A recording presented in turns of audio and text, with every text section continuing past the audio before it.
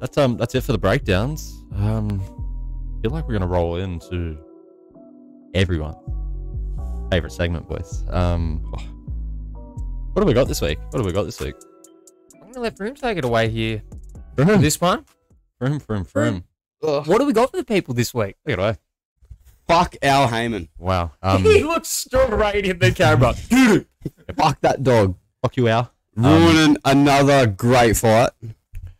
Well, I mean, I feel like we skipped over this topic earlier. We kind of touched on the two fighters, just so I can give the people a bit of an idea of what we're talking about. Mm-hmm. We skipped over the two fighters, Crawford and Spence. Been in the works for a while now, just back and forth, and I feel like Al Haymon here has just fucking done himself a mischief. Drop the ball, that's for sure. He's pissed off the wrong people. Should we start there and work backwards, you reckon, Vroom? Oh, we can start wherever you want, Ned. Seeing that this is the most pertinent information, let's start there, and then you can just go where you want with it.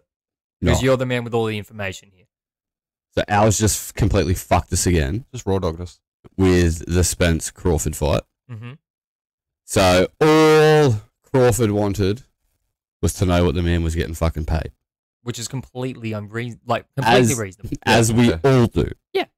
Yeah, I feel like you're not going to go do a day's work and at the end of the day be like, oh, what were you paying me for that?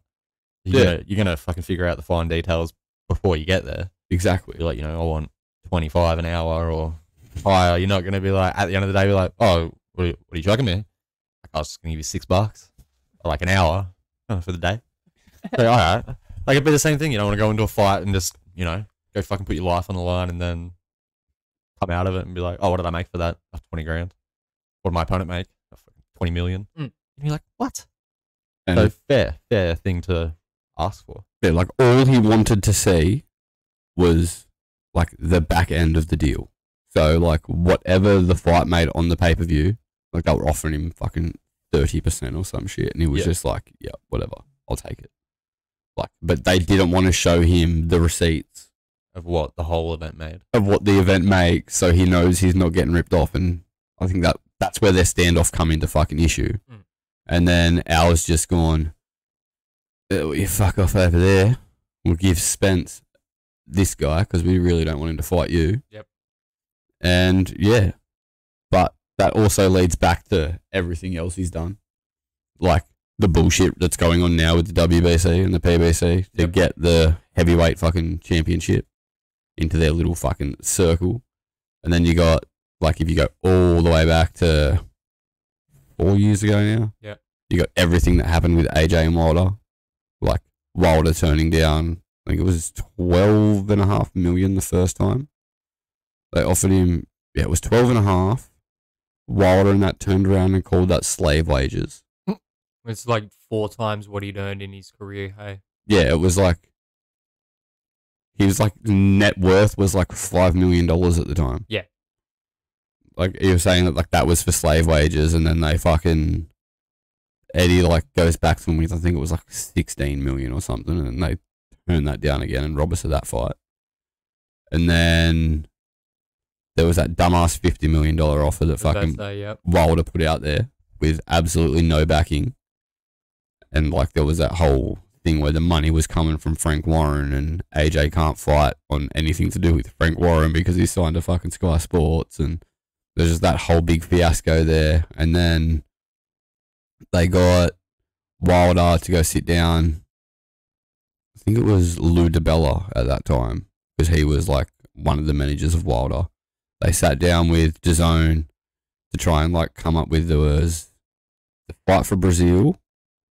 I think Wilder was guaranteed like 20 million for that. And then it was 2 back-to-back fights with AJ. I think all up the deal was worth something like $120 million. Yeah. And they just turned it down. Yeah, right. They're like, nah, we'll go over here and fight Fury. Bear with us for a second here. Sorry about that, tradies and gentlewomen. Technical issue there. It's all good though, Franklin. There's no worry. It happens. $120 million deal. Yeah, they just turned down. They turned it down. They were just like, no bueno. No. Yeah, no. No part of. I mean, I mean, that only tells you like a couple of things. And then they took the Fury fight Yeah. after Fury had been on the bags for however long, thinking it was an easy touch. So that was when Fury first came back after like the whole depressive Yeah. episode and shit. Okay, yeah, when he'd put on like 300 kilos. Yeah, so like that was going on while Fury wasn't even around. He did, didn't he? Or did he lose 300 kilos? He was like over 300 pounds, like That was closer. Anyway. That fuck. 350 or something like that. Yeah, so that was going on while Fury wasn't around, and then like Fury come back, so I take Fury as like an easy pick and end up getting fucked on anyway. Yeah. Yeah. And then like we were all hanging around hoping that we were going to get the Fury versus AJ fight. Mm. And they had like a arbitration case going on for, I can't even remember what the reason was now, because I think it was because fucking Wilder thought Fury had fucking cheated or some fucking There was bullshit. a rematch clause in the contract. Oh, that's but right. because Wilder didn't activate the rematch clause in time, it was technically supposed to be null and void. Okay. Yeah. So yeah, he's like activated that, wanted that rematch clause, and like while that's going on, AJ and Fury are like negotiating for the undisputed fight, and then like the day before, I think Fury was all like, "Oh yeah, fucking, we're gonna sign the thing tomorrow," and then like 12 hours later, it comes out that Wilder's won this case, and then he signs to fight with fucking Wilder again. Yeah. Like it was just everything. It's just all got to do with the fucking PBC. Yeah. It's they just rip you off every time, and then like. Al Haymon. He Yeah. runs Yeah. PBC. Related to Paul Heyman at all? Might as I mean, well they're be just as both shifty. fucking knobs. I was going to say they I was sound... about to say, it's probably an adopted brother situation, like Yeah. Bruce and Michael Buffer. It seems like it. It seems like you're like... The more you explain this Al Haymon dude, like I'm just picturing Paul Heyman in my head. Like little short, fat, fucking bald head, bit of ponytail somehow. Like how do you have bald hair actually, and a ponytail? they kind of have that same kind of like rodent kind of features almost, but imagine Paul Heyman in blackface with no ponytail, same bald spot, curly hair around the sides of his head, and way bigger, whiter teeth. Okay. That's Al. I mean, they could be related. Yeah. Like It's it's not like... It's not to a point where you're like, down the track, there's no relation. Nah, God no. I But mean, yeah, he just fucking, and like we've spoken about a million times before, he constantly puts on piss poor fucking events. Like, yeah, what did we have on the weekend? We had Wilder Hellenius, and you had Plantarell as a co-main kind of thing. That was still Yeah. $74 in the States. That's not worth $74. No. would It's you not worth it say... to see like Anthony Dirrell, who's like nearly at the end of his career, Caleb Plant, who got pieced the fuck up by Canelo, he's got really nowhere else to go within the division, fighting each other, means nothing. And then you got Wilder fighting an ex-sparring partner who he knocks out in 2.5 minutes. Yeah. Yeah, exactly. And then In a you got country- like the whole circus with everything they do with fucking Gervonta Davis that Oh, goes on fucking bullshit. pay-per-view. Like they give you absolutely nothing for a lot of fucking money. and they Yeah, make yeah, it bare hard minimum. as fuck to access. Yeah. So even if they wanted money from other markets, like we were saying before, you can't get shit like that on even KO. You have to fucking go to the pub and watch it if it's even on, Yeah. or know somebody with a Foxtel and pay for main event. Well, like, look how they plan their cards. When the other weekend with that huge weekend, like they just had their card in the middle of a different card's main event. Yeah, Like you finish Haney Cambosis and then you tune over and it's just like that fight's finishing. Like the main Hellenius versus yeah. Did they fucking really Wilder. think they were going to compete with like? Yeah, obviously, like And they were both pay-per-view. exactly. Yeah. And then you look at it in the sense of like Makes no everyone sense. says like, oh, but Haney Cambosis shouldn't have been happening because Haney was so fucking convincing in the first fight. You're trying to tell me Wilder Hellenius was supposed to be convincing?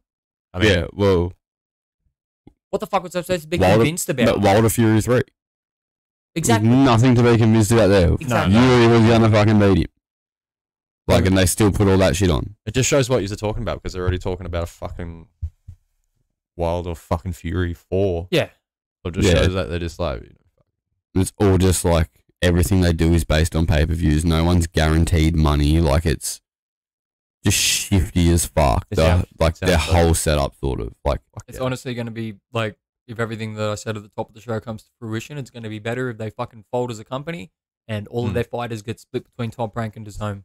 Yeah. Because Bob Arum's probably got about, I don't know, 30 minutes left on this planet at any given time. A strong wind could probably like, you Knock know, him down. just crush his fucking ribs and end that guy's life. So would Really very hope. like you just hope that whoever is under him has a better relationship with people like Eddie Hearn and Oscar De La Hoya and shit like that. Yeah, Speaking exactly. of rodents, Oscar De La Hoya looks like a bit of a rodent, no? Pretty much. Like Yeah. he just looks like a suspect, bro. Like if I met him, I'd be like, "What are you doing?" He flies under the radar so much, but No, not this radar, Eddie. I'm telling he you. talks so much shit about the most he's obviously just so butthurt that Canelo left him, kind of thing. So he runs Golden Boy. He runs Golden Boy. Who's on Golden Boy these days? Garcia. That's really about it. Yeah, pretty much. So Canelo pretty much made Golden Boy what it is. Well, Golden Boy are like partners with the Zone, so any Golden Boy event happens through them. Yeah, okay. So it's like half. They have a couple of. I don't think they're a promotion company per se. Yeah, they used to be like with I think they used to do a lot with like Showtime and shit Yeah. before Showtime. Because they don't started. actually promote any of their own shows. They are like they promote fighters, but they're not a show promoter. They Okay. don't do any of their own events. Man, there's just so much shit. But then it's like that with like up in the PBC as well. For Canelo to fight Caleb Plant, like they made Canelo leave the Zone Oh, okay. for like that fight, Yeah. and go over and fight Plant on the PBC. Yeah. But like didn't want to offer him like nearly half as much as what he was getting, like what he was making with the Zone. Yeah. Like they're just Just shady. shit. Full Yeah. shady, yeah, they- And then like they wanted to make it so like he could fight Charlo or whatever, but like that had to be part of that deal. And Yeah, that was the whole fuck around with it because they needed it to be on their network, but they wouldn't give him just a one fight contract. The only shit that they would give him is like, oh, you're gonna fight Plan, but then you also have to fight Charlo on Showtime. Yeah, I gotcha. So yeah, just trying Because to. Charlo wasn't even in the division at that point in time, That's so right up. and it's not the undisputed one, so he has no fucking right.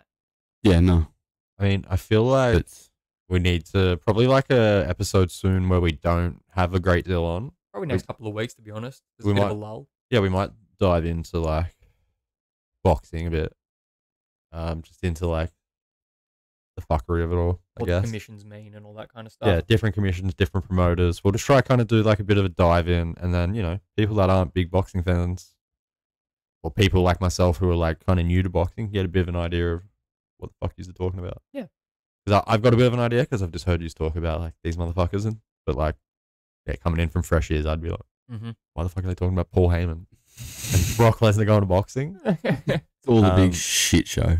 But yeah, everything you boys have explained to me, like it's hard to fucking keep up with. Like at times, it's like, wait, so this guy's raw dogging this guy, so that means that guy's got to get raw dogged by that other guy. Like it's just like it's a raw dog show, really. Like who can raw dog the hardest? That's like, oh well, yeah, you get the fight.